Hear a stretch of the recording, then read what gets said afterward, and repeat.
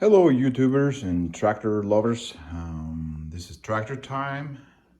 Today what we're going to do is replace the block heater on my TYM with a Kukje. It's an A2300 engine. Here's the old defective block heater. It's a CAT 11407. Uses 1 NPT national thread pipe. It should be the same for all Kukje engines. This is a 4-cylinder, so this one is on the, I believe, the second one back from the front of the tractor. We're now on the left side, the driver's side of the tractor. So I'm gonna unscrew this and replace this unit that is broken. So again, the part number is KAT11407. There is also a Zerostart part for this. I do not have the part number, but it should be anything that has 1-inch NPT, and make sure it has this short heater element in it. The longer one won't work because it will stick into the block too far. So anyway, what we have to do first, we should release the pressure on the radiator.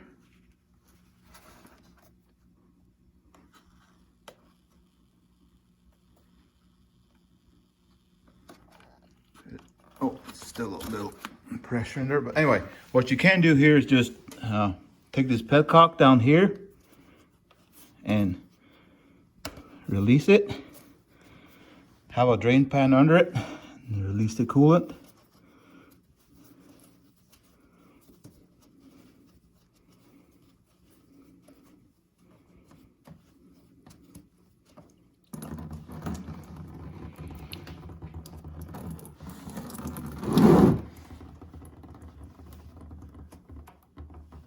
And it will be retained in the hole there. So now you can go and finish. Open the plug and it will drain much quicker. Okay, we have now drained all the radiator fluid. Since you're in here, you might as well service the whole system and do a total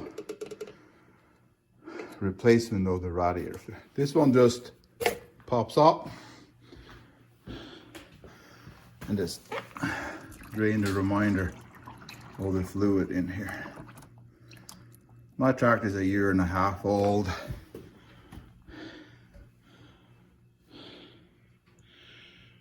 I'll clean out that valve before I put it back.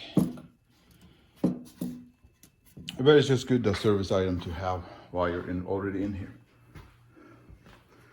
Okay, next we're going to remove that block heater. First, take off all the Ziploc ties that holds the whole wire and the plug, wherever it was zip tied to. Then unscrew this nut here that holds the connector to the heater element, and now you should be able to just plug her out or unplug her.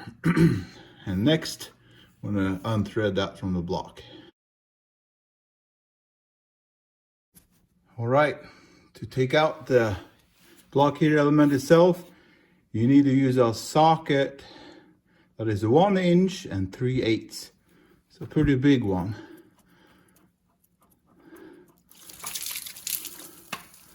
Oh, there was a little bit more coolant in there. I guess I'll have to put it under. Anyway, to take out this, it uses a 1 3/8 cup. And be careful when you unthread it, there will be more coolant gushing out here. So have a tray underneath to catch it. But anyway, let her drain all the way and prepare the new one with either a thread tape or a thread paste on here, and let's put in the new one.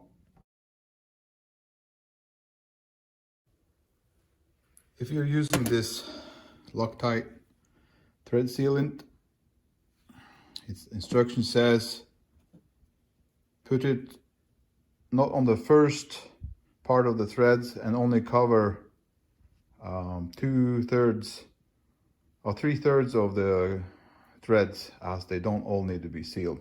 As you screw this in, it will distribute the sealant evenly in the hole. So here, let's go ahead.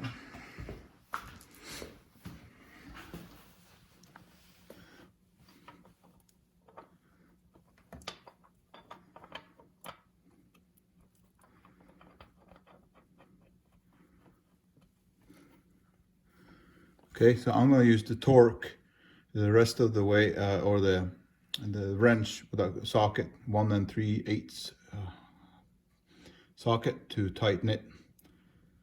Okay, there I have put in the new block heater element. So here you see the paste that I put into for the thread sealant. So I'm going to let it sit and cure for about 15 minutes. Meanwhile, I'll put in the harness itself, and that will just be the plug and then the bolt to screw it back in here. So this is the plug that goes in. You just need to seat it in here. And then there's a lock nut that goes over the plug itself.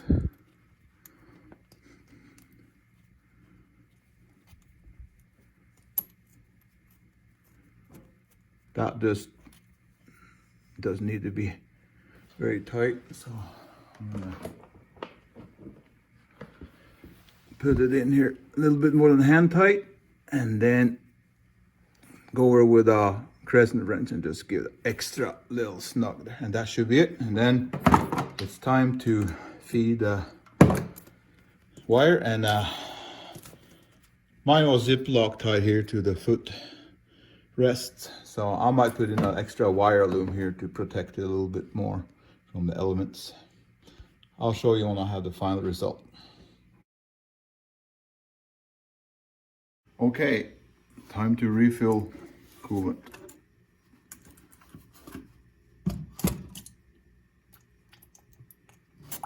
I'm going to do the rest with 2 hands.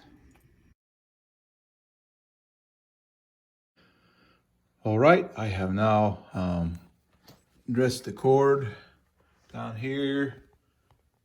I have the bundle in that hole, and I've just zipped it, tied it to the foot step here on my tractor.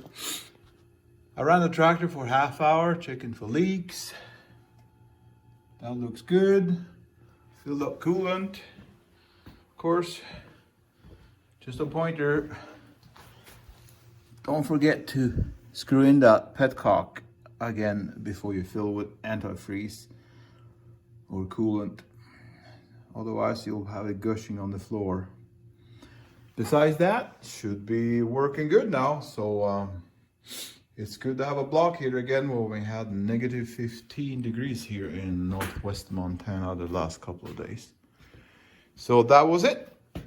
See you guys later.